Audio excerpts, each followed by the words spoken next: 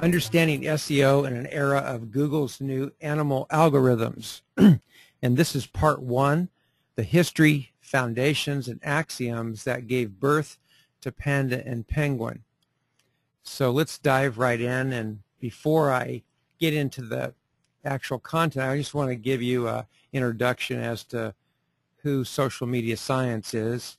I'm Tom Rosoff, and I'll be the presenter, and then George Weishaupt is our CTO and the person responsible for most of the software creation, and then Dan Gronsbell, if you've ever had to call in or email in about support, Dan's probably the guy that you talked with, and the three of us are the principal owners of Social Media Science. And then we have a large crew that care for many of the other elements of the business.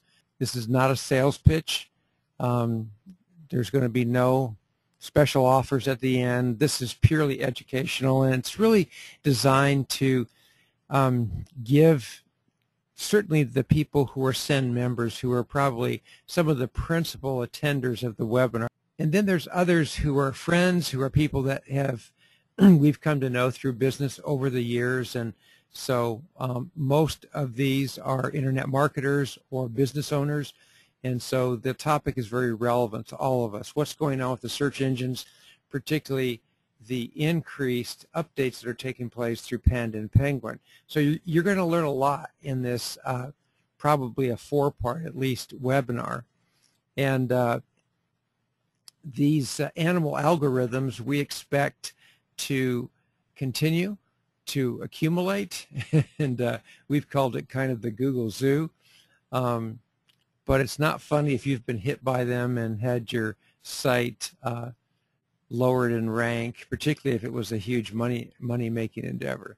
So we are going to be sharing some things with you that we consider foundational and even historic, because every facet of SEO is about to change. And these webinars are going to start from a large overview, which this overview is so critical. I consider what I'm sharing today really the most important of all the four webinars, may even go beyond that. But this one is critical because it's the foundation, it's the axioms, it's the central hub around which the search engines circulate. And if you can catch this and it can inform what you do and how you operate, then you're going to have a leg up on SEO, and you're going to be able to do things and see things in advance. This is basically what guided us 4 years ago and caused us to move into software development in anticipation of the movements we believed would take place in social and the effects those would have on SEO and other aspects of business. So thirdly, this training is going to be one where you'll learn, about a number of things related to natural search. And if you're like us and want all of your sites to show up on page one of the SERPs, then one of the things you need to realize is that the search engines are making more complex and effective search component, filter, and algorithm changes.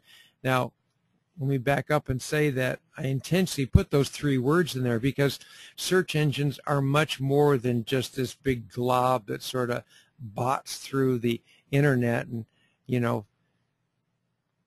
spiders your site. It has various dimensions to them, various components and filters and algorithms. And once you understand that, then you understand what's going on with Panda and Penguin and some of the other changes that are about to happen, because these are intrinsic optimizations the search engines are making, and they're making them at an accelerated pace. So you can expect from here on out to just see these happening more often. We're going to explain how and why. In this first part, we're also going to give an overview, as I said, that we consider imperative. And it's simply because we see most online marketers and many send members missing the larger SEO picture and failing to develop an effective long-term strategy, one that not only increases rankings but also helps to reach business goals and increase ROI. We see too many today being blinded by promises of immediate results and who spend large sums of money on SEO shortcuts. And as you know, if you've ever done those, and of course we've done them too, we know a lot about, you know, shortcuts and black hat and gray hat and everything in between. And, you know, we've been the victim, even ourselves, and over the past, of taking shortcuts and then having them only produce temporary results. And we haven't really run into any great penalties, but I know a lot of other people who have. And now they're questioning, you know, man, I don't want to go back to business as usual, so what do I do? That's part of what this webinar is about. It's really designed to give you a foundation for all things SEO. And so, you know, I would encourage you even to go back and listen to this from time to time, because what we're going to share is just so critical that if you can get it into, you know, the core of who you are, then it's just going to help you immensely. So, fifthly, in this part, we'll address some of the following topics. So, you know, what is the main factor that Google looks for when determining rankings? Why it's been so hard for them to reach this this goal, and how this is about to change. How the digital revolution, social media, increased competition, and customer empowerment are transforming the pace, scale, and quality of Google's search results, and what this means for us. How Google's employment of machine learning works, and what this means for us, and the impact that that has on the pace and the accelerated ability that Google has to learn and to catch up with particularly any wide-scale black hat tactics. How and why social media will increase in importance and eventually become the hub for determining SEO results. We kind of got laughed at when we said this 4 years ago, and of course a lot's changed since then, but we even have some predictions that people aren't even, you know, buying yet about the power that social and interactive media is going to play in the coming years. And so we'll be getting to some of that as we go through all of these webinars. The difference between Panda and Penguin and why this matters. We're going to look at how Google actually reveals a lot about its algorithm updates. If we are really willing to look between the lines, they actually share a lot, and we're going to share some examples of that in this webinar. Why we consider Panda more important than Penguin, even though Penguin has caused more disasters and outrage. And it all has to do with the place of content and the content filter that Panda is, and it's going to become increasingly important over time. We'll talk about that in this webinar and in some of the others. The questions Google wants us to ask about our content before we place it on our website. And then specific ways the SEO industry is changing and how you can stay ahead of the pack. And then in part two, we're going to give you our SEO checklist for setting up a new website and for evaluating existing ones, along with our recommended resource and tools. So the more technical and specific things are going to be coming in part two, and I know a lot of you are wanting those, but what we're sharing today really sets up the parameters for why those are important. So you really do need both. And then we're going to review some of the myths that have grown up around Panda and Penguin. There's so many of them that I had to just choose the ones that I tended to hear more often from some of the clients that we service. So let's jump in and get started with some of these myths. And the first one is that brands have been left alone, and if you're a big brand, then you're safe from the search engines. That's absolutely not true. And the only reason it may appear to be true is that brands tend to have more money, they tend to have more content, their sites tend to be better organized, and they have large legal departments usually, and they stay away from a lot of black hat stuff because the legal department won't let them do stuff. And that can be a problem because often they don't let them do stuff that would really increase their traffic a lot too. So we run into that in working with corporations, because we have had some pretty major corporations that use sin, and so we know some of the internal things that go on with them. That Google's driving people to PPC, that the reason they wanted to get people unhappy with their natural search results is so they could drive them into PPC and they could therefore make more money. Well, let me tell you why I really believe that is not true. One, I don't think it would be a good business practice, and if it was ever found out, Google's already teetering on the edge of a intervention from the government about its monopolies. It would just be crazy to do something like that. But secondly, they don't want a lot of small players coming into PPC, and the reason is that about 90% of the money they make through pay-per-click comes through $10,000 and above accounts. And so, the little guys, the small business owners, probably, most of the people on this webinar listening in, they really don't want that. Why? Because most of the support, most of the time and energy and pain it takes to operate pay-per-click happens with about 10% of the people who make up the myriad of these small business owners who are putting in 500 here and 250 there, and it's a big pain in the neck for them, and they're already making 90% from the big accounts, often into the millions. And so once you know that Google really doesn't want a lot of small players coming in because it's a hassle for them. Will they take it? Certainly they will, although I predict there's going to come a day when only large agencies are able to get pay-per-click, and you're only going to be able to get it if you pay an initial fee big enough. And I think that Google is going to have other things for the smaller players that are going to be migrated to local and are going to be related to their Google Plus and other search, natural search ways to find people and get their business known through their circle of friends. And it's already beginning to happen. If you look at how they're morphing and blending together the social search with the conventional search, then you'll see, much of this is already happening. And I think they're doing it too because they anticipate that Facebook's probably up to something too, and we'll talk about that in a bit.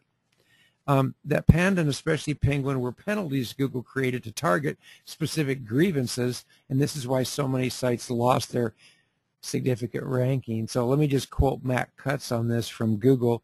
He says, Penguin does not demote web results, but it's an algorithmic change, not a penalty. It's another signal among over 200 signals we look at. So he calls it a signal. It's something within the algorithm itself that considers a factor. And so it is not a direct penalty. And a lot of people thought it was. They thought that Panda was too, but it's not. Panda, as you'll see, is more of a filter related to content and user experience. So, and then fourthly, that the way Google was able to identify and de-index some of the larger linking networks and blog networks is by having Google employees join these networks as members and then send out worms to crawl the entire network until they discovered everything they needed to finalize their de-indexing goals. Well, we just don't believe that the way in which it's described is possible through technology known as worms. And it sounds plausible because most people wouldn't know the difference. And I actually queried George, who I consider to be one of the smartest people I know, and just said, George, do you think this is true? Is this something that could happen? Now, we're not saying that there couldn't be a way in which Google could try to do something like that, but it wouldn't be that easy to camouflage the entire thing. And it certainly hasn't happened through worms in the way people have described it. And I think they just want to get their network back up again, get people in, you know, buying things again. And they've probably added some more, you know, features to cover their footprint, because most of the reason that these networks get found out is because they do stupid things. They think they are invisible and they're not. They don't realize how easy their footprint is to see. And when they get big enough, and here's really why, when enough sites that have junk content get into positions of first page, second page, and particularly up at the first, second, and third listings on the first page, the human interactors and filters at Google who review that and realize they spend a lot of time on that first and second page, because that's where most people go now. They're less and less going into the other pages, and so they know that people are really concluding and making a decision about Google's quality based on the results on those pages. And so they are reviewing those, and if they see a bunch of junk content that gets ranked highly, they try to, well, first of all, they isolate it, they mark it, and they send it into another section where it's reviewed in a deeper way. And when they find things of similar contrivement where they say, hey, this thing really shouldn't be on the first page and it doesn't fit any of our normal standards, how did it get here? And they start digging in and finding out, okay, are there others like this, and do they have the same similarities, and is there any kind of footprint we can see? Now, what I've just shared with you ought to be a huge signal to you, and it ought to be a huge signal to any of you wanting to create networks that can help with SEO, because there's really nothing wrong with that if you do it right. And there's a lot of factors that go into doing it right. But even if you do it right, the number one thing that you have to look at is the content that's being moved through that apparatus, is it going to be flagged by Google in the end anyways? Because if it is, and you're not paying any attention to content and you're just letting people do whatever they want, then eventually you're probably going to be, you know, found out to some extent anyway. So those of you that are Send members, you're going to see a number of things happening soon where we help you from the time you come in to our network in terms of the existence and quality of your site, and where it stands in its current version. And we're going to help kind of rank that and put these factors together and say, here's your site that you brought to us. Here's the things that we see that need to change. Here's the things that need to be adjusted. Now, some of these might be internal things about the site. It could be everything from, you know, the fact that you haven't really mapped it out the way Google wants, that you don't have a site index, that you really haven't paid attention to your title tags, and you really haven't really given good descriptions. And there could be a number of things, but we're going to put together the core elements that we think are essential and try to give that review to you to say, hey, you need to fix these things. Because what happens is that a lot of people come in and they have these junk sites and they put content on and affiliate stuff, and they want to make money quickly, and they use Send, and they get upset with us because the thing doesn't rank real quickly. And there's a lot of reasons for that. One, they have multiple sites like that, and they try to throw, you know, a thin number of credits at these sites, and you just can't do that. I mean, you just can't put small numbers of campaigns and syndications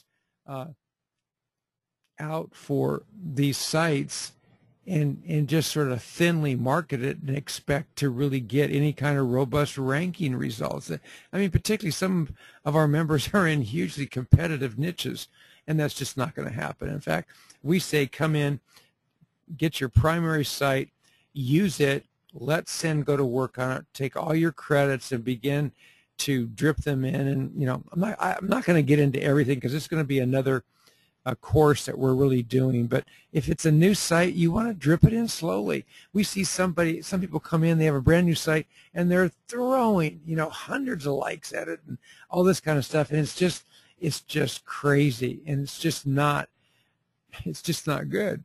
So it's going to be harder in our newer upgrades to even do that, because we know that they're harming themselves. So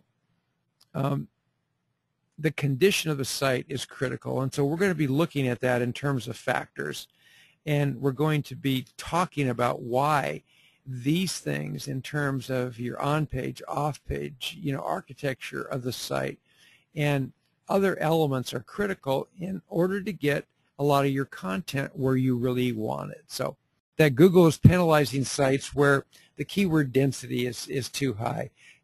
We really don't think that's the primary factor. Now, if it happens over and over again and that's always the case, then yeah, maybe.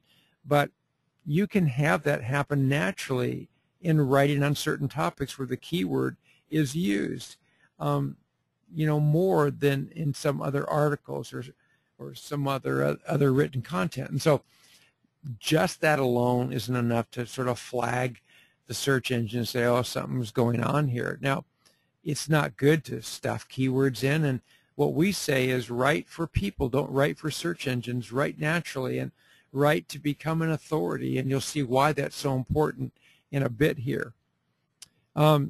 6, that Google is now going after exact match anchor text, and we say no, or at least I say no with a qualification here. You can create links to your site using exact match anchor text if these links add value to your content, and if the links are not from an inferior or suspicious web neighborhood. So the more quality content you create, the more naturally produced inbound links you're going to receive, and it really doesn't matter if your anchor text are an exact match or not. But I mean, if you're doing it right, it won't be all the time.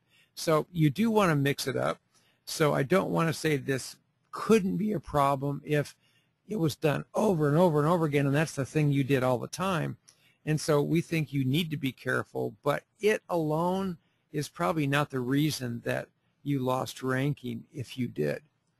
And then Google's now penalizing me for spammy links that my competitors created to negatively impact my ranking. Of course, this has been claimed for years, and it really came into its own during Panda and Penguin. People were saying this, but Google has known for some time that this can happen, and the solution is really not to write Google about the problem and ask for help, because you're probably not going to get any. The solution is really to overpower any of this negativity with more quality content that makes your site begin to naturally produce the kinds of rankings that you want. And the reason for this is that you're going to overpower your competitor with something positive. That's really the best way to overcome this. It's similar to what we would advise when it comes to reputation management. It's very hard to get something negative off completely, but you can overpower it by adding a lot of positive in a lot of different ways, and just simply drive the content down and away from people's eyeballs who would typically see that. And it's the same way if you do have this problem. Now, we believe that Google's learning how to detect if some of these kinds of things have happened, and they may not be there yet, but they know this can be a problem. And personally, I think it's going to be even more of a problem in the future as people get more cutthroat and try to do things like this. And as it gets harder to get on that first page and to really claim your space, I think you're going to see more illegal competitive things like this happening. And I have a feeling that once you learn about machine learning, you're going to learn that I think Google can know about some of this stuff and could even take your site, if it's got this on it, and rank it higher. Because, I mean, think about it. It's kind of a compliment that your site would be so, worthy of competitors going after it. It kind of says something about it. So if you're that much of a competitor that they're taking the time to do that, you must be doing something right. That's my point. Now, there's another thing that happens here when people try to do too much positive in the way of SEO. And this was a factor in Penguin. And it's probably the reason that a lot of really good sites got hit. And it's this, that sites that only have 100% clean SEO with links all coming from high-ranking sites and top web neighborhoods, you know, having page, you know, 5, and, you know, everywhere. All of their links are pristine, .edus and wiki. And I mean, that's just unnatural to have your site have only that kind of stuff.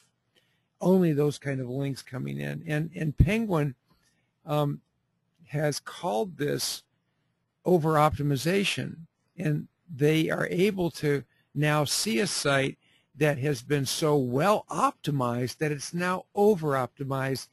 And if it has junk content on it, it's just nothing but an affiliate site that's just ranking in dough and adds no essential worth to the Google economy, then they're going to tag it and they're going to look at it and say, man, you know, we don't want this, regardless of the SEO quality. And, you know, what's happened is SEO has been around for a while, and now all these SEO companies, they know how to do this. And so they've just went hog wild. And so it worked for so long that everybody goes, man, this is the way to do it. So if your site was ranking, you just put more on. If you made more money, you put more money into your linking technology and tried to make everything as high a quality as you could. Well, you're going to find out that some of the top sites that outdo you don't do that. They don't have that degree of quality because it is an over-optimization factor. It hasn't been something that's generated naturally. Now, you're going to see why social search factors are going to erase some of that potential in the future, because they're going to be giving the SEO person the ability to conduct SEO in a completely new way. So let's dig into the core of our webinar now. As you can see, there's a lot of factors going on here, and wait till we get into really some of the more technical things that we've discovered and some of the you know, resources and tools and examples and things that you can apply to some of your sites. But I really want to dig in on part one here with this question: what is the main factor Google uses to determine its ranking outcomes? Because if you can answer that and know it, you've got a leg up, and you've got something that can guide you into the future. So the best way for me to explain this is really through a diagram that I call the progression of search algorithm optimization. And what I mean by that is, just as you are trying to figure out what Google wants, Google is trying to get to the place where it can spider your content, and really all content, and know when it comes across a site, a piece of content, a video, know where it really fits according to its prime factor. And I call this goal the central search engine axiom. These are the things, the core thing that the search engine is using as the ultimate goal to filter all this content. And it compares it to this goal and says, does this reach this apex, this goal? Does it match this axiom? And once you understand that the search engines haven't been able to effectively get there yet. And the reason we know that is because we see so much spam get ranked on the first page, or we see so many people able to game the system, able to do black hat tactics that win. And our point here is going to be that it's going to get harder and harder to do that. And I understand people have been saying that for years, and a lot of people are laughing and say, hey, we'll always find a way. And believe me, I think there's some smart people out there that I know that probably will always find some ways. But I do want to say it's going to get harder, and that the search engines are now going to be catching on more quickly. And so even if you did find something, I really believe that if it goes wide scale, it's going to be found out, discovered, and cut off more quickly than at any other time in history. So how does Google arrive at this goal of filtering all of its content and including this central axiom in its filters and its algorithms to such an extent that it acquires the ability to rank everything according to these factors? They're not yet there yet. But what they started with was linking, off-page, inbound, linking into the site, which really, what is that when you think about it? It's really associating the site with neighbors and saying, okay, these people linked to it, so they must like it, they must think it's valuable. So you've got ranking by association. And I want to say that there's a social element there even. And it's a small one when you consider the way links are normally bought and generated and forced and, migrate to a site. But in its pure form, the way Google originally intended it, you know where they got this from? They got it from remember when you were in college and you had to write term papers and you had to quote, and the quotes had to be authoritative, and you had to put the quotes down at the bottom, and you had to say, who it was that made this statement and some of the other resources that you read and other people who referenced the top resource that you used. That's kind of how the search engine original algorithm was written by Larry Page, and I believe there's still an article at Stanford on this, but it had to do with association. So if these professors and these writers and these intelligentsia all referenced other top writers and people who had done research before them, then it sort of gave that a real air of authority, and people kept referring to it. And so the more people that referred to it, then the higher it ranked in terms of readership, in terms of scholarship. So they took that and applied it into linking and said, all right, there's going to be people who link to a site, who associate with the site, who recommend it in some ways, and we're going to use that as the sort of beginning factors in ranking, a site, a piece of content, a page. And so that's kind of how it all started. And there is a social dimension to that. So, but as you can see, it's been easy to game.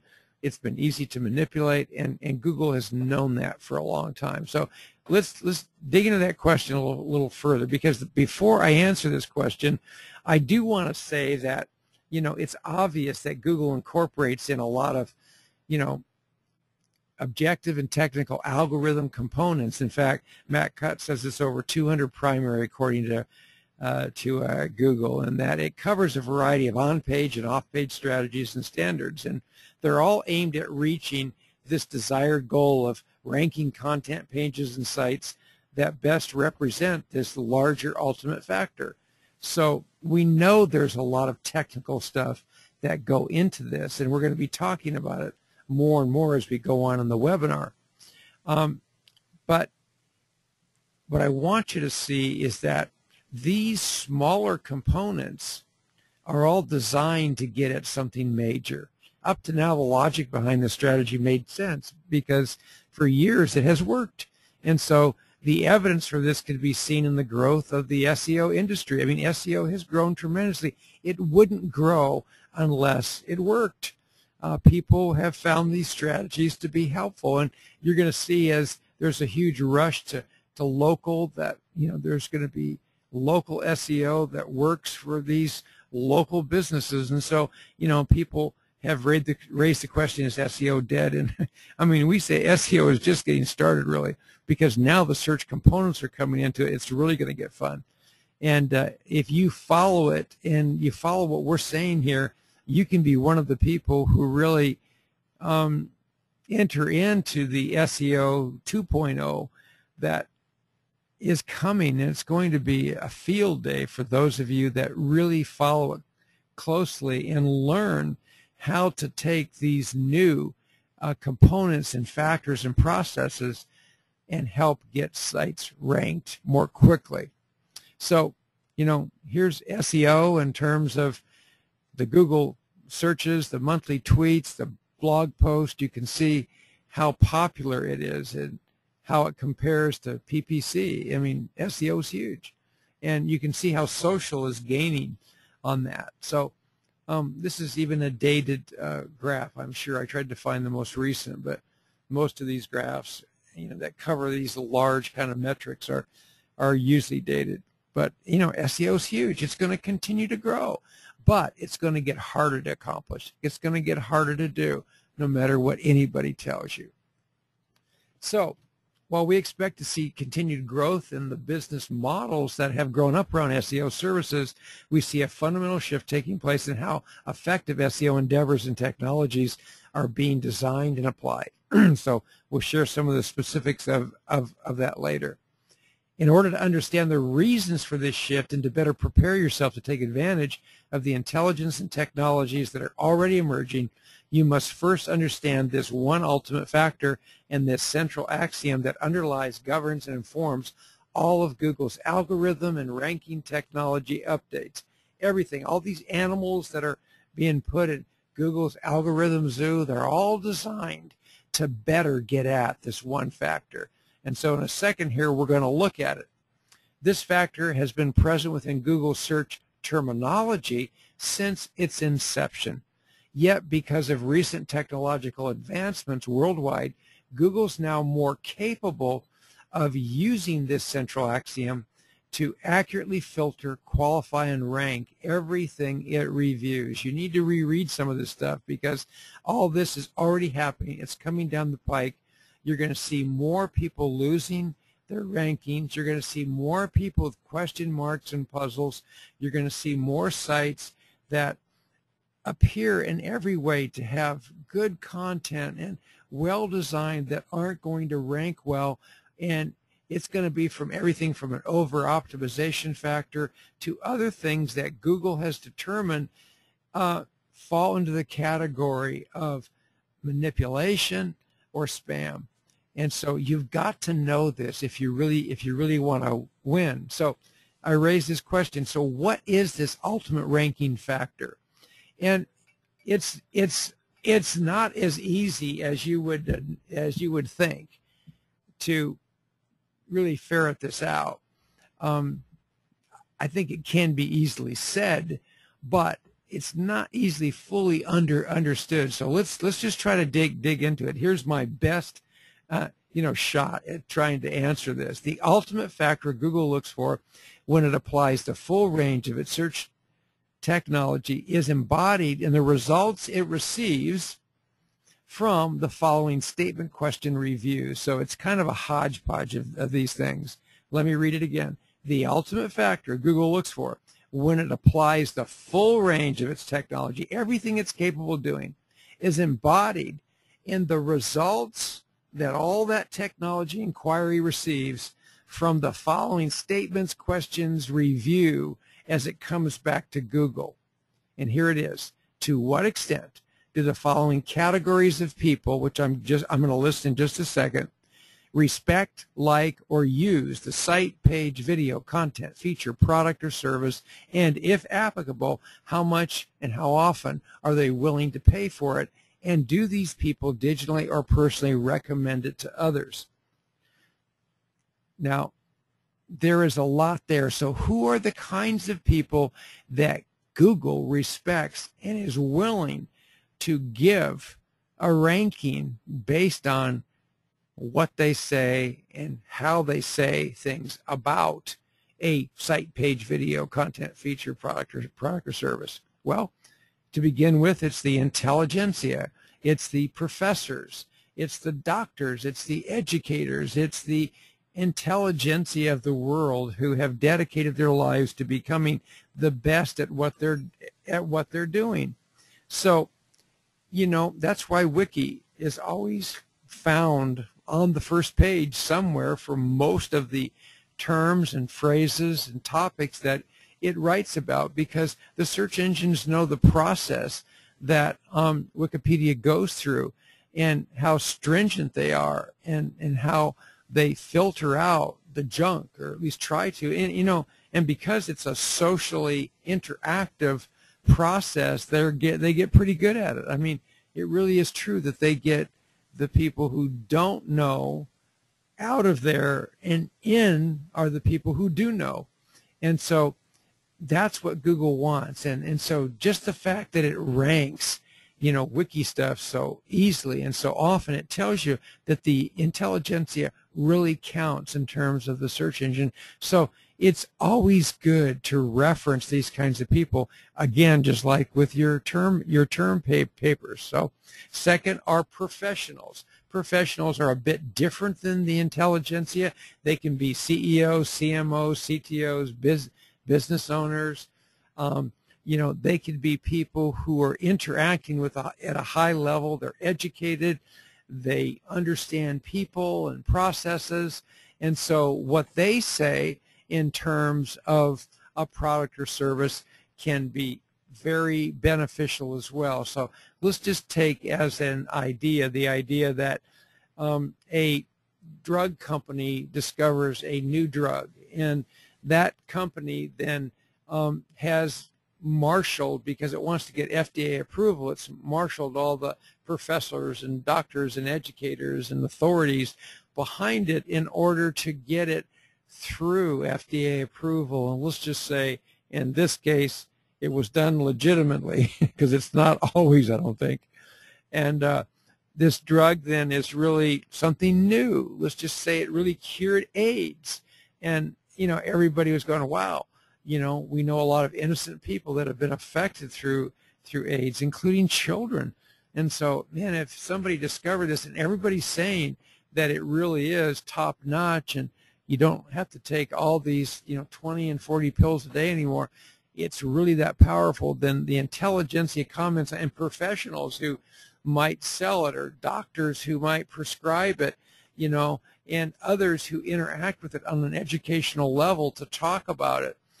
Everything from the news media. These professionals then begin to generate the buzz around this.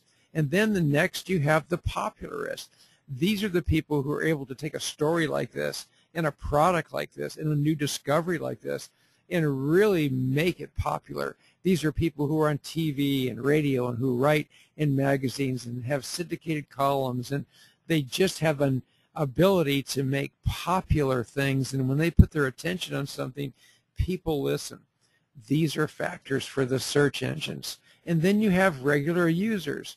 So here's a person with AIDS. All of a sudden, this new drug is able to help cure him. And so the story and the experience of that user becomes very valuable. And if you use those, let's just say you were doing something, you curated a story, and let's just say that you had a business in this arena to provide advice, and to provide a blog, and to provide content, and maybe you had some other products you sold. Well, this is going to be great authoritative stuff that you want to marshal. And so the search engines are really going to pay attention when they get something from somebody who came from all these arenas. Next, we talk about the general public. What does the general public think of it? And how does it perceive it? And what is it saying about it? And again, this is probably a little bit lower on the totem pole, but it's still a factor, because all these things tend to work together to create this ultimate search axiom. And then lastly, it's the linked people and sites. And really, linking is the least powerful. However, right now, it still tends to have the most capability of determining a site's ranking. Well, that's off, isn't it? I mean, that can't be the way it's going to continue to remain.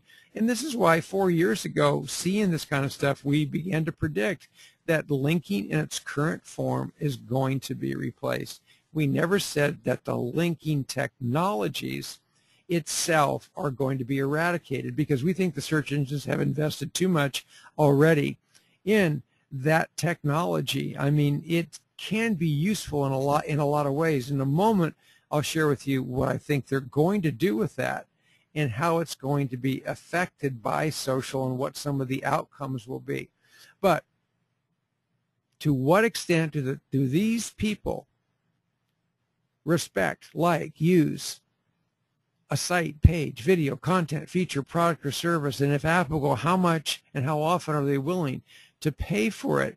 And do these people digitally or personally recommend it to others? So when you get these 6 categories of people focused on something, talking about something, you know, liking, recommending, buying, it creates the kind of thing that the search engines want if it's also written in a way that is accessible, understandable, and can be digested quickly and easily by the public, because that's what the search engines want to give. And if you're able to generate this kind of content, believe me, this is what's going to drive SEO. Now, you've heard people say this in some form or another for a while, but it's now going to become very, very true. And if you don't do it, there's going to be penalties. So when the people in these categories produce a collective positive response, they help you to create the following. If you're marshaling all those people in an article or in a white paper or something like that, what you're doing is creating credibility, popularity, brand recognition, leadership, positive trends, testimonial support, author-writer status, influence, celebrity. See, all these words can be one of the positive responses that come from those people I just listed, talking about, interacting about, recommending, liking, using, buying a product or service, liking a site. And these are the kinds of results that will spring up. Now, what I've put here is that these are the kinds of social proof factors that are increasingly driving search results today, and that will one day dominate, not yet, one day dominate all other factors when is it going to happen? As soon as Google, Bing, Yahoo can figure out a way to authentically determine when, where, how, why, and with whom these results have been generated. And what does that equate to? It equates to authority. When your content, your site, your product, your service can create credibility, popularity, brand recognition, leadership, positive trends, testimonial support where others come along and talk about it. And if you begin to be an author and a writer that has status because you are consistently writing and marshaling this kind of evidence and this kind of social proof behind what you create, you're going to be an influencer, and you might even become a celebrity. You see, celebrities are very powerful in terms of SEO. And you say, well, doesn't Google care about the actual information? Yes, they do. But you've got to understand that authority, and forgive me because I should have put a slide here and I didn't. Authority really runs along 2 tracks. One is relevance, and the other, guess what that is? Popularity. So you've got to have relevance. And relevance means, well, what does this have to do with me? Well, you have AIDS. You're going to want this new product. Ah, I get it. Yes, I do. And then the other is popularity. How popular is it? How much is it being talked about? How much buzz is there around it? And if you combine relevance, it truly does. It truly is relevant to you, and it's growing and popular. People really talking about it. That generates the authority. That's a simple way of putting it. It's more complicated than that. It has many more dimensions to it than that. But that could be a simplified way of saying that authority is what you ought to be seeking for with everything you do. I can't underscore that enough. Authority, authority, authority. That's what you want to be known for in everything you do. And if you get a head start on this, particularly if you're a local business owner, and you start doing this now, you're going to be owning your city. We predict that there's going to be new monopolies in cities where people who go after their digital traffic and begin to utilize mobile and pads and begin to really put their content out there and begin to prepare with this kind of authoritative content, you could literally own the north, south, east, and west of a city, say you were a chiropractor or a dentist, because you're going to have all the eyeballs on you. And this stuff is so powerful. It generates celebrities. It generates credibility. It generates leadership. And this is the new way to get it. It's by leveraging. And when you think of all the power you can do with content syndication, not only do you create this authoritative content, but now you're syndicating it where more and more people are seeing it every single day. That is authority. So let's move on. Why do you think Google adopted inbound linking? Well, obviously, it was a core ranking factor. It was the only thing they had that could accomplish what we just talked about at the time. But that's no longer the case. And you're going to see conventional linking, and you're going to see a lot of the apparatuses around forced linking begin to die once the new factor begins to dominate within SEO circles. It's already beginning to take place. So let's dig in and look at it here in a second. We do not believe, and this is kind of a qualifier here, we do not believe that social media technologies are currently at a level where they can totally replace, i.e. produce these kinds of quality inbound linkings by themselves, but they are rapidly moving toward this goal. Listen to the response that Matt Cutts gives when asked this question, are links a dying signal? And here is what he said. He said, there's a perception that everything will go social and links will be obsolete, but I wouldn't write the epitaph for links just yet. Here's an instance where there's a lot between the lines. Our response to this quote is to say that we also do not believe that links will ever die completely as a ranking process. In other words, the apparatus of links will stay. But notice also that he says, do not write off links just yet. From our experience, this is Google's way of saying, don't get too far ahead of us, but a day is coming when the power that links provide currently will be dead, but it's not here yet. It's coming. And so when you begin to tear this apart, our position has been that there will come a time, much sooner than what Matt Cutts implies, when all quality inbound links will be generated as a natural result of robust social interactions and social proof factors. These will then overtake the focus and attention that SEO companies have traditionally placed on conventional linking strategies. But here's a huge but here.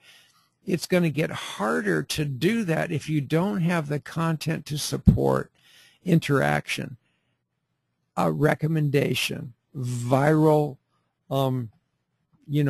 buzz. You're going to have to step up to the plate and learn how to create some of this stuff. And if you do, you're going to find technologies that are capable of syndicating and putting eyeballs on it and being able to use RSS stuff and all kinds of ways of making your content, product, service, video, whatever, visible, seen, liked, and loved, and to marshal all these kinds of authority we just talked about behind it. And it's going to be happening through these myriads of social interactions. If you only knew what is taking place and how much is going on within the whole social technology field and what's coming down the pike, it is just amazing. This is going to be a revolution on SEO like we've never seen before. You're going to see SEO come into its own, but it's going to be harder to do, and anything that you find to game the system is going to be put out of business more quickly. Mark our words on this. We're already seeing it. So here's in social media science note. This understanding guided us in our short and long-term software development goals. And so it also affects the way in which we write content. And if any of you use SYN, which is our content syndication software, it was really birthed from a prediction and from this very philosophy of where we saw the search engines going. Now, we have new modules coming out for SIN. In fact, the article marketing module supporting 350 article sites is coming out by the end of this week. And so fully available. I think that the alpha and beta testing has already been done. So by next week, we should have that available on Monday to everybody who is a SIN member. And the reason we continued with articles, we understand that they've lost some of their attraction and some of their power recently, but you're going to find out that supporting a variety of channels and networks and medias is going to be just as important. And so Google looks at where do you get most of your links from? And the reason that article marketing got so hit is that and some of these networks got hit is a lot of people were really gaining a lot of SEO value out of doing just that. They were going just after the article marketing networks for their SEO. And Google didn't like that because the content in a lot of these article networks was really, there was a lot of duplicate content there. There wasn't always a lot of authoritative content. And so, you know, they really hit them hard because they don't like that where you're seeing, you know, scads and scads of the same kinds of stuff, you know, poor quality stuff that barely meets the level of a true, you know, quality article. And so they really hit it hard. But if you have some coming from, you know, good article networks, some coming from a press release, some coming from bookmarking, you have your social signals and likes and tweets and stuff that going on, it needs to be a variety. And they need to come from more quarters of the net. And if you do that, that's going to be a plus because Google knows how hard that is to generate. It takes work. And so they're going to really give you kudos for that. And, of course, that's where we're working on getting our technologies to make it easier for our client. Let's just sort of review this again. We saw that the central search axiom that the search engines were after was really this authority. And they originally tried to get it through, you know, linking, through off-page inbound links, and these became a primary SEO factor. Well, second, then they moved to on-page SEO factors where everything from your H1, H2 tags and from your descriptions and how you were linking internally to other areas of your site to the keywords and phrases that were used. Were those keywords and phrases really congruent with your entire industry and the niche that you were in? And you're going to hear in a minute, this is where we use research to really go after that question. And if you're not using research today and really using objective results to answer these questions, man, you're just being foolish because you don't know what to write on. You really don't know what to go after because you don't fully understand what your niche is until you tear apart all the ancillary keywords, phrases, and particularly long tail phrases that are a part of that. So on-page SEO came into its own, and it was added to the whole linking, and it made SEO much more complex, and it really put a lot of money into the pockets of SEO companies and gurus. And by the way, I want to say there's a lot of really good SEO gurus out there. There's people that I trust and listen to, and people who understand Panda and Penguin, and really people much better than I am, who really have dedicated their life to this. They're real techies, and you know, they're the true geeks, and they're people that I respect. And any one of those could really take anybody, any company, any business, and know how to set up, even in the day of Panda and Penguin. They know enough, track enough, read enough. I mean, this is their life, and they could take any site, recover it, and really get it set up properly so that it would truly win in any niche if you followed their direction. But there's not a lot of people like that. I don't find a lot of people at that level that I can turn to and say, hey, what do you think? And that's been a problem in the SEO industry. So there is a new factor that is impinging on the old guard, and it's going to change things much more quickly and much more radically, and it is going to be harder to duplicate, harder to spam, harder to manipulate. And I call it on-page social factors. And so this has everything from your Web 2.0 sites, your inbound links, your social signals. It covers everything about interactive technologies. And it's just getting started, guys. It will be national. It'll be local. It'll be geographic and global. It's a very exciting time. And now the search engines are going to bring these social components into the center. And they're going to be creating the ability to learn what's really going on with people's content and sites. So the outcome, well, whoops. The outcome is that you're going to find more credibility, popularity, brand recognition, leadership, positive trends, testimonial support, author, writer status, influence, celebrity, i.e. authority from these social proof factors. And there's going to come a day when they begin to dominate, because these search engines are going to be able to authentically determine when, where, how, why, and with whom all of these authority factors were generated.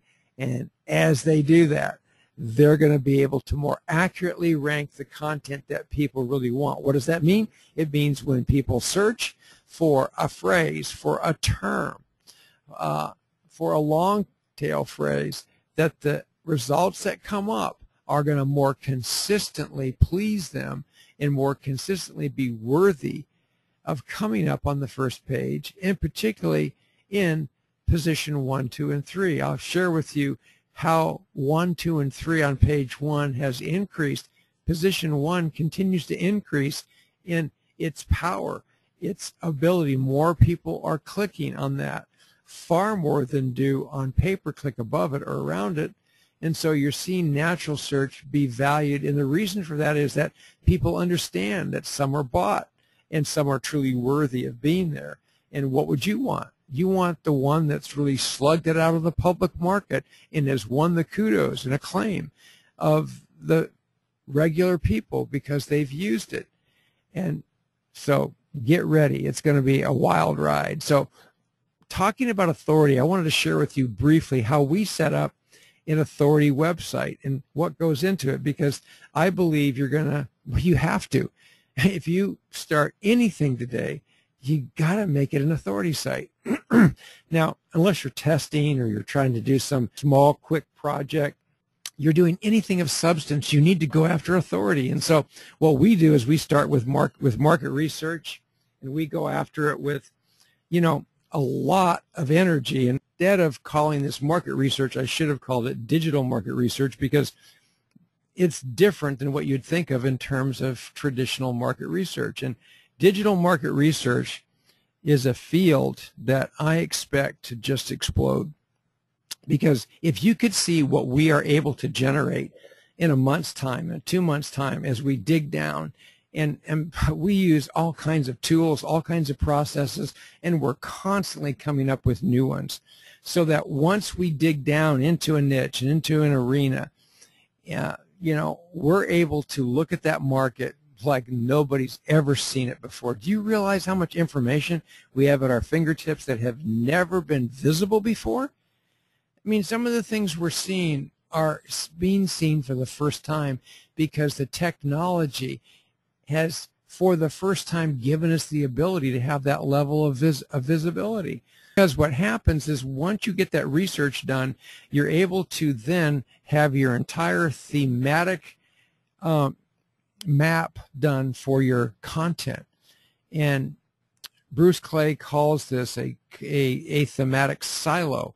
And this is where every major keyword has been determined, from the top tier major keywords that are driving that market and key phrases down to the small incremental ones that have earned the right to be right underneath or below, and just tiered on down based on how many people are searching or how much money's in that market. I mean, we're able to tell so much. We're even able to tell financially how much money is in a niche in terms of, what we learned from pay-per-click. And it's just amazing what you can see now. And all of that research ends up creating the content themes that you're going to write on for the history of the site. Do you know how valuable that is to get that correct? Because once the search engines begin to spider your site and they see that you're covering the very terms and very topics and very themes and phrases that the entire net is searching for in that market, they get it. They say, wow, these people really understand that market. And they're going to see you as you put good content in based on these factors. They're going to see you as an authority. And that's how you really get the SEO juice and love from Google, is when they see, hey, these guys are consistently really committed to doing this right. And that brings in then factors like the web structure and graphic design, the architecture of the site, how it's laid out, how visually appealing it is, how easy it is to use, having enough white space in there, having the indexes and maps, and being able to put everything that's essential in terms of how the site is capable of being interacted with, the on-page linking where you link from one term to another internally within the site. All that becomes really critical to making it not just a site that has authority, but a site that is fun and easy to use and causes people to come back, and not just come back, but spend more time on each element. Because that is a factor that Google looks at, is how much time do people spend on that. And it can be seen through everything from a bounce rate to total time. That's why we tell people to do shorter videos, because there's a plus SEO-wise if you begin a video and watch it to the end. Because Google determines, wow, you must have liked that video because you watched the whole thing. And so that's why we say have shorter videos, because it does impact SEO. Next is the SEO and SEM application. So you want to set up your site initially so that you give it the greatest chance for SEO rankings, and you give it the greatest chance for search engine marketing. And so there's a lot that goes into this. I mean, these are whole courses. I could spend 4 webinars on each of those, because there's so much that goes into it depending on the site you're building. Is it a membership site? Is it an e-commerce site? Is it a forum? You see, all the answers to those questions will determine how you go about some of these things. But all of that is important in terms of doing your initial setup for SEO and SEM, and they're totally critical. And then, you know, the final part of the loop here, making it a complete loop, is the testing and analytics. You're getting feedback. You're doing A/B testing. You're getting some kind of metrics back that tell you how is this going and what can you tweak and what would you change and how would you make it better. You see, a site that isn't constantly getting better, isn't constantly moving with the trends, isn't constantly cognizant of the new products and services coming into its market, is going to get nudged out by the people who do those kinds of things. So if you truly want to be an authority, you need to get on the ball, and you need to see that this is the circle in which you've got to revolve if you want to hit that mark of authority. Now, let me say this. I've only given you a brief outline. Between these sections, there's a lot that goes on. There's a lot today that goes on with modern web design. And if you aren't paying to these attentions, and by the way, everything I've described here can go on in a blog. I think blogs are often preferable for many kinds of projects. Not all of them, because there's a number of things you can't do within a blog too, and people don't realize that. But when you go in, depending on your goal, that hardcore HTML5 site can be a godsend depending on what you're trying to do. And we predict there's going to be more of those kinds of enterprise level sites that just kick butt. That, yes, they'll have an interactive and even blogging component to it, but they'll be a true site, you know, with all the HTML muscle that you can muster, and those babies are going to have a lot of authority. But blogs can go a long distance, and we're even hoping to come out with our own new blogging technology next year too. So I can't wait for that, because I've already seen a preview of it and we've talked about it, and so it's really, really cool. So I want to talk now about the second factor and some of the new factors, I guess, that really impact Google's search results and just search in general. And One is that Google has adopted machine learning to assist in its search refinement and overall optimization process. So Google is more quickly able to learn things from the net and from its interaction with our sites so that it becomes better. So let me give you a definition of machine learning. Machine learning is this. Each new algorithm Google adds to its search logic results in a larger, smarter data set. When machine learning is added to the equation, it simultaneously interacts with current algorithms while calculating the significance of search data sets, such as click data, social data, link data, to name but a few. As a result, it is capable of noting, documenting, and learning about new conditions and interactions and factors that are worthy to be considered for inclusion in future algorithm updates. Now, go back and read that again because that's a mouthful. And it's all about Google. You know, we've been trying to and have used automated technologies and technologies in general to try to have a leg up on the search engines. Well, now they're doing it to us. Now they're using new search technology through machine learning that allows them to get smarter faster. And it's amazing. It's going to radically change the number of updates, how quickly things are updated, and how effective the search engines are in making, you know, changes. So read this again and learn it because all of this is happening. Google. Now, I hear I don't know if it's a myth or not, but the first time I heard about search engine was that Google had discovered it in another search competitor that was outside the U.S., and that once they saw it in operation and compared it, it was kicking their butts because that one country was using machine learning to really be better. And it really, even though Google was in that market, this company was really going to town and kicking Google's butt. Now, I haven't verified that yet. I will. But regardless, they are using it now. They are talking about it now. They're incorporating it. So get ready. You've got these new factors that are coming to bear upon Google's capacity to see what we're doing and to more adequately respond to it. So, as such, machine learning is a type of artificial intelligence. Although most experts are quick to add that it's not yet a mature artificial intelligence, regardless, machine learning has contributed greatly to Google's capacity to more frequently improve and refine its algorithms. We should expect to see more updates more often, with each new Googlebot becoming incrementally smarter from here on out. And if you just read that again, the writing's on the wall. It's coming. Radical changes are coming, and that's the kind of earthquake and shake that took place through Panda and through Penguin. It's happening already. It's really disrupting us, and we don't like it. So we better get ready to meet it on its own terms. This accelerated pace has already begun, and it's driving most online marketers crazy. Take a look at the following chart just related to Panda.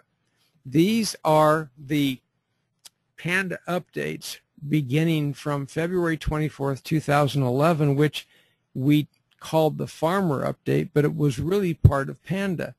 And when Google went after these large, content farms, and just take a look at how often now, just with this one filter, that they are releasing it and taking it and combining everything they learn, putting it within their systems, and then sending it out again so that, everything can get smarter. I believe that machine learning is definitely a part of this, as well as Penguin, and that's one of the ways that they could come out with so many updates. But I mean, here's, over a year of updates right here. You never used to see Google doing that many so fast. So Google it likes to isolate particular problems to see if these are causing ranking spam, because it's really Google's #1 enemy. And then it'll attack that by creating a filter, a signal, a process, or a complete algorithm change. And so once you understand how much Google hates to see junk content on the first page, and particularly in positions 1, 2, and 3, then you'll understand why they're so feverishly adopting these new technologies. And both Panda and Penguin have done it. So with respect to Panda, it's more like a filter than a pure algorithm change. In fact, Google uses the Panda filter to screen out poor quality sites with particular attention to user experience. And inferior content is high on its list. Keep in mind that once your site is taken through the filter, it still must go through the regular algorithm to determine where it'll rank. And this has frustrated a lot of people because their site will be hit. They'll go in and learn what they need to do. They'll change it. They'll try to improve the quality of their site, and they're expecting it in a week or two to really, get hit with a better result. And sometimes the search engines, by the nature of this process, haven't really completed their re-review in order to give you a different ranking if they're going to do that. So when you read, like this is what Matt Cutt says about it, Google uses the Panda filter to screen out poor quality sites. Once your site is taken through the filter, it must then go through the regular algorithm to determine where it will rank again. Both the filter and the algorithm are now required before content can be fully ranked by Google. So sometimes, it hasn't happened yet, but it will happen. You just need to be patient. That's why you also need to be looking for the long-term picture when it comes to all this. Panda's filter is designed to spot what it believes to be low-quality pages. Have too many low-quality pages, and Panda effectively flags your entire site. Being pandified doesn't mean that your entire site is penalized by Google. This is another mistake that people have made. But it does mean that pages within your site might carry a penalty designed to help ensure only the better content, only the better pages make it into Google's top results. So you can have a site that has good content with poor content, and Google's going to factor that in. It won't totally hit your site negatively, but it's affecting it in terms of its overall positive potential. So these are things that are changing. In June of 2011, at the SMX Advanced Conference, Matt Cutt explained that the Panda filter isn't running all the time when he said, right now it's too much computing power to be running this particular analysis of pages. So you can see that this is mainly a content filter, and because there's so much content on the net, they just don't have the firepower to run it 24 hours a day. Instead, Google runs the filter periodically to calculate the values it needs. Each new run so far has also coincided with changes in the filter, some big, some small. Yes, depending on their machine learning capabilities, that Google hopes to improve so that they can catch more poor quality content in the future. Do you catch that? You see, we believe that machine learning is being employed, and most of these optimization updates that I've just described here. So I want you to note too that the Panda filter, for example, is applied and it tends to impact between 7 and 12% of all search results. So that's an enormous number of sites and pages. And can you guess what most of those are? Yeah, they're probably on page 1 and page 2, because that's where most people look for natural results to influence what they're going to buy or not buy. So to create content that will win Panda's approval, Google suggests that we answer several questions. Now, folks, you need to listen to this. I mean, this is gold. You need to read between the lines too. We're going to help you here real quick. Amit Singhal from Google, he's the other, Matt Cutts and he are sort of the biggies when it comes to this, from Google had this to say: our site quality algorithms are aimed at helping people find high quality sites by reducing the rankings of low quality content. The recent Panda change tackles the difficult task of algorithmically assessing website quality. Taking a step back, we wanted to explain some of the ideas and research that drive the development of our algorithms. So they're going to be giving you insight now into their actual algorithm, into some of the factors they use to create those algorithms, if you're listening. So are you listening? Get ready. Below are some questions that one could use to assess the quality of a page or an article. These are the kinds of questions we ask ourselves as we write algorithms. My gosh, can it be any more clear? That attempt to assess site quality. Think of it as our take at encoding what we think our users want. My gosh, they're just spelling it out for you here. Of course, we aren't disclosing the actual ranking signals. No, we're getting as close as we can used in our algorithms because we don't want folks gaming our search results. But if you want to step into Google's mindset, the questions below provide some guidance on how we've been looking at the issue. So we call this Google speak, and everyone needs to learn how to read it because they've just told you a whole lot right here. Bing, bing, bing. This is how we do it in the algorithms that relate to quality content. And so here's the questions, all right? Listen to them. Would you trust the information presented in this article? These are the questions that they want you to ask of your content before you create it and post it. Is this article written by an expert or enthusiast who knows the topic well? Or is it more shallow in nature? There again, think back on all the processes I talked about to arrive at authority. Does the site have duplicate, overlapping, or redundant articles on the same or similar topics with slightly different keyword variations? In other words, is it totally automated bunch of junk? Would you be comfortable giving your credit card information to this site? Wow, that says a lot, doesn't it? If you are, then you see something in the site. If you aren't, there's something suspicious about it. Does this article have spelling, stylistic, or factual errors? Are the topics driven by genuine interest of readers of the site? Or does the site generate content by attempting to guess what might rank well in search engines? You see, they're not wanting you to write for the search engines, and they can tell when you do. They want you to write for people and for your market and for something you're passionate about. So does the article provide original content or information, original reporting, original research, or original analysis? Do you get the idea? Original, original, original. They want something new. They don't want duplicate stuff. So does the page provide substantial value when compared with other pages in search results? How much quality control is done on the content for that site? Does the article describe both sides of a story? Is the site a recognized authority on its topic? Is the content mass-produced or produced by or outsourced to a large number of creators or spread across a large network of sites so that individual pages or sites don't get as much attention or care? Is it uneven? Was the article edited well, or does it appear sloppy or hastily produced? This is all, by the way, related to Panda.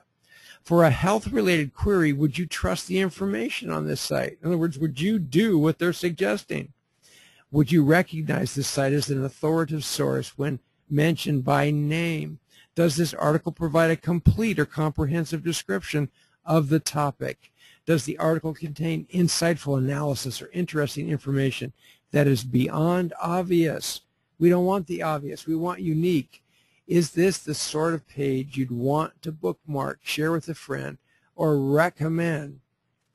Does this article have an excessive amount of ads that distract from or interfere with the main content? Would you expect to see this article in a printed magazine, encyclopedia, or book? There again, authority. Are the articles short, unsubstantial, and otherwise lacking in helpful specifics? Are the pages produced with great care and attention to detail versus less attention to detail? Would users complain when they see pages from this site? Okay, so writing an algorithm to determine page or site quality is a much harder task, but we hope the questions above give some insight into how we try to write algorithms that distinguish higher quality sites from lower quality sites. Folks, you've just gotten the essence of an algorithm right here with all these questions. These are the questions that have gone in to Panda. Do you get it? When you read between the lines, you begin to see this stuff isn't as rocket science as sometimes people would like you to believe. It's often common sense. It's often looking at the big picture. Now, I want to talk about a second factor driving change and speed and scale and reach at Google. One was machine learning, which we've just seen how that applies, particularly to an area like Panda. Now we're going to look at how competition is driving Google and forcing them to get better and to do things faster. And that's another reason you should fear at how fast SEO is going to change. And you better be ready to have the tools, the resources, the apparatus, the understanding, the know-how to keep up with SEO. So let's take a look at the competition. For years, Google had no real competition. Everything it touched grew, and with PPC, AdSense, banners, it was always had profits. It still does today. It's one of the top grossing companies in the world. Today, Google always has its eye on the following competitors. Where do they come from? Foreign search engines. I think it regrets not going into China. But it has competitors around the world. Apple, the iPhone and iPad are technological marvels. They dominate the market in terms of technology. However, Google has done a good job of outselling them with their iPhones and other things, making things cheaper and still delivering a quality product. But you're going to see Apple take all of its billions of dollars, and it's going to go after more and more of its competitors. And so really the verdict's still out yet as to what's going to happen, but it's got a lot of competition coming from Apple, believe me. Amazon, the largest e-commerce system in the world. I love Amazon. I often go to it. I look at it for a lot of different reasons, including search. Amazon's part of the search that we do when we're putting together research even. So Amazon is growing. It's touching more things, and it is run by very innovative people. And so anytime you have this much money in new technology, there's always the potential to have it be disruptive to your business, and you really don't want that. But especially Facebook. I mean, if Facebook is, like I think they are, developing or looking at or researching social search, my gosh, man, I just think, think for a second what that would mean if they really are up to that. And I've got to think Zuckerberg is just like that. He wouldn't talk about it. I mean, Facebook has the capacity to not just generate search results, but to do so from people who have all the demographics and metrics that would really make search an amazing tool. You could have people recommending, liking, and you would know where they live, how old they are, where they worked, what they value. I mean, it's just more and more personal information to create more and more authority and clout. So they're scared. Believe me, Google has now met competition worthy of it. And it is squirming, and it's trying to come to terms with itself, which is why it built Google+. It was really behind the times when it came to social, and they knew it. They tried a few things socially that failed, but I got to say Google+ is a winner, and it's growing. It's one of the fastest growing sites in history, and they are incorporated into everything they're doing, so you cannot bypass Google+. In fact, I see it as a separate second search engine that's going to be aligned with the original search engine to come up with new ways of getting search results. It's already happening. And so if you aren't in Google Plus as part of your strategy, you really need to do that. And we're going to try, those of you who are SIN members, we're going to be bringing some experts in who really understand Google Plus and really know how to market within it and set it up properly. And I'd say even you got to watch out how you set it up, because you want to set it up properly in order to, if you have a business that is, to set it up the way in which we would advise as a business. Many reports that we've seen in studying for this Panda Penguin webinar have told us that, when they began to use Google Plus, they began to see a lot of positive things happen. Now, Google will tell you publicly that's not the case, but they almost have to say that because they're such a threat in terms of being tagged by the government for monopolies that they just can't say everything they really believe.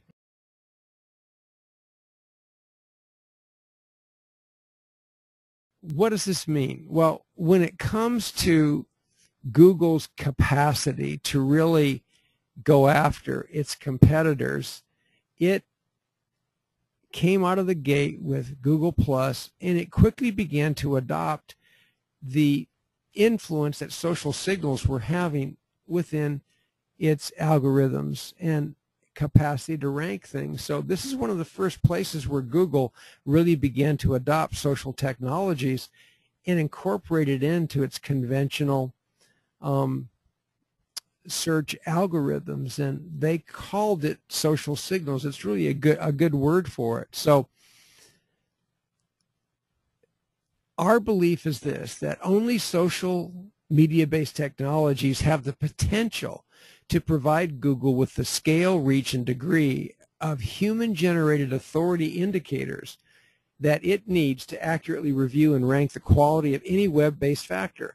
These social technologies are emerging quickly and will eventually replace traditional links as the focus of SEO services, and I believe that Google knows this, so it began to really incorporate in social signals as one of its first steps to gain that scale, that reach, that degree of being able to factor these things in to understand these authority indicators.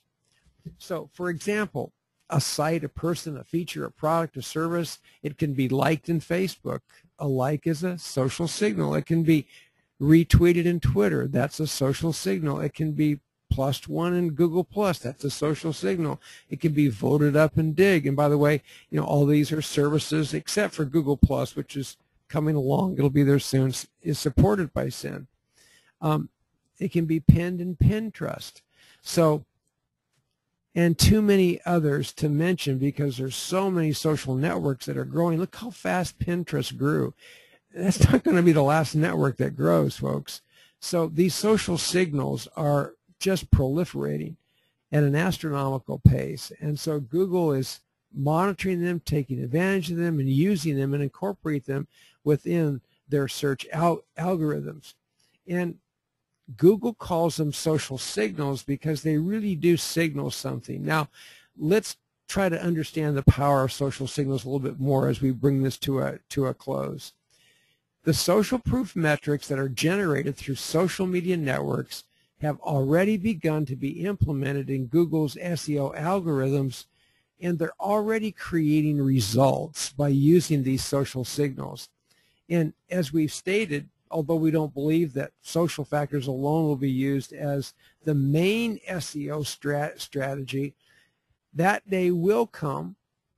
But until then, we advise people to use both traditional and social factors simultaneously. And social signals are central to this. So just sort of backing up and put it in perspective, I think Google knows this too. So it's starting small, but this little small change has been very, very powerful. And so what is a social signal? It's the kinds of things you see on Dig. How many digs did you get? Kind of things you see on Delicious, how many bookmarks did you get? So all these numbers here, and I apologize for the fuzzy graphic, but how many tweets did you get? These are all signals that tell the reader, wow, a lot of people read this or tweeted it or liked it or dug it or, value it or +1'd it. There's a lot of signals on that site. What does that do? It signals something to you. It tells you something already. It predisposes you because these social proof factors have said, there's some valuable stuff here. A lot of people like it. You might like it too. So these numbers add up, and Google's tracking these. So the more you can get varieties of these kinds of interactive factors on your site and accumulate these signals, the better you'll be. But let me tell you something about a signal. A signal can often have a shorter lifespan because it's based more on trends. It's based more on current activity. So you're going to want to have your signals coming in at a regular kind of rhythmic rate so that they aren't dying, they're slowly growing, and they're constant. So you don't want to, throw something at social signals and have 20 to 100 in 1 week, and then, 60 days later you do it again. That's not how they work naturally. So you don't want to do that within SEO. So social signals belong literally on everything. And what I should say is the widgets or the indicators that are used to generate the social signal need to be on everything. They need to be on every page of your website. They need to be on every page of your blog, on your forum, on your videos, on your photos. Everything needs these. By doing this, you are assisting your visitors to build your social proof, to recommend you, to syndicate you, and to add authority to you and into your site. So how do you add social signals? Well, you use social widgets that can bookmark this or share this or email this or retweet this. You see them everywhere. Like this. You see, those widgets give your readers the capacity to click on them and say, wow, I like that. I'm going to retweet this. I think I'll email my friend this. I want to share this with a bunch of people. I'm going to bookmark this. You see, these little widgets, and I understand that right now not everybody understands how to use them and what to do with them, but believe me, it's happening. It's being adopted every day. People are learning. So go to Google and search for the following. Just search for WordPress plugins, social widgets, sharing plugins, and we'll be having some of our recommendations in some of the upcoming webinars. So, but I mean, the thing is, technology is changing so quick, often it's hard for us to keep up. So that's why we're having to expand our testing center. And I'm looking forward to that. So here's the way in which you do it. You can see a thing that says bookmark this or tweet this or email to a friend. See, these are the kinds of widgets that will be on a site that lets people engage with this entire social signal technology. So what do social signals do? What's the result of having them? Well, they give positive SEO results. They increase the visibility of your content. More people are able to read it.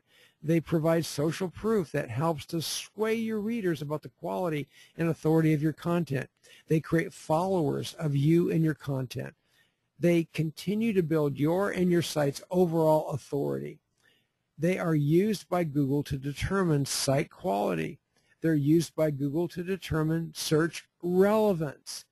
Google has come to value social signals so much that they have built their social network on a new recommendation platform where people can vote for your content by giving it a +1.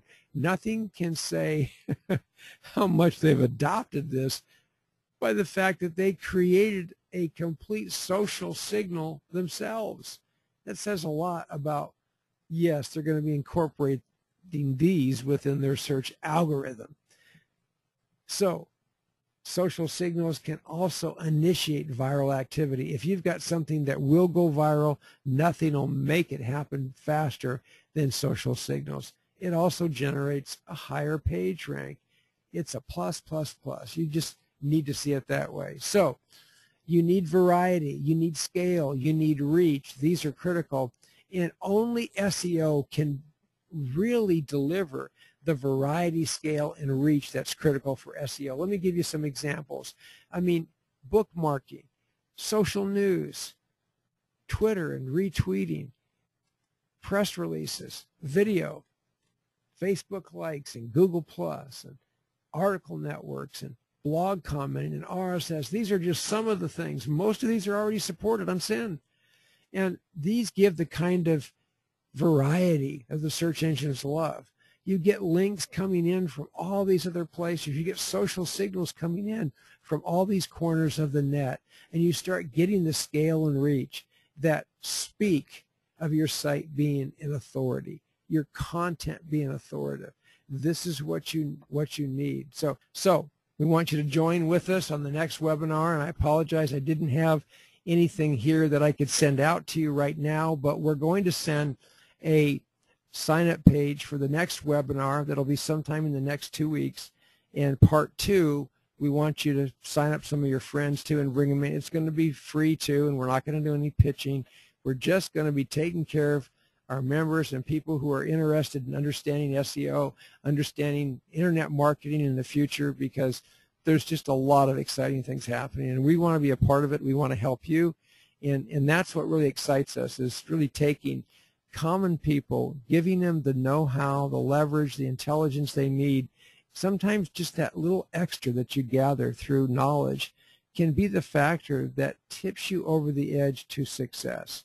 And so we want that for the people that we associate with, and so we hope that you'll bring in more people, and we'll have a time of interaction and questions and answers on some of these.